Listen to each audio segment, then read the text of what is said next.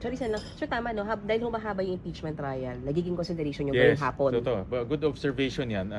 Kasi ang pinipilit namin talaga matapos ngayon, as much as possible, one witness, one day. As much as possible. Pero makita naman natin na mahirap. No? Para lang maging on track kami sa timing. So, consideration gawing hapon, sir, para magtuloy-tuloy That's on the table.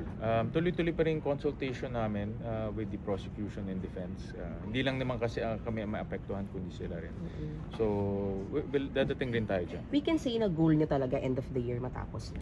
Hopefully, yan ang goal namin. Ang goal namin sa aming mga pag-uusap before, hopefully before Christmas nga eh. Ang komplikasyon ito itong Yes. budget. No? So we're also going to adjust yung legislative time namin. Papayagan namin ang Committee on Finance lang magkaroon ng hearing while plenary is in session.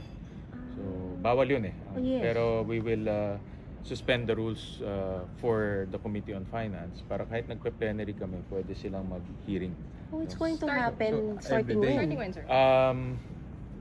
Not this week, baka the following week. Second week of September. So, ibig sabihin, sir, But I'm still consulting ang ating chairman ng finance. So, ibig sabihin, sir, yung hearings everyday pa rin, Monday to Friday. Yun budget. ang plano. While in session, kasi pag impeachment, mas mahirap yun eh. Kasi kailangan nandito yung senator judge. But with plenary, magiging flexible kami para lang ma-cover ng mahabol ng Committee on Finance yung schedule niya. Kasi ngayon, kalahating araw na take up na ng impeachment eh. So wala na time ang Committee on Finance to conduct their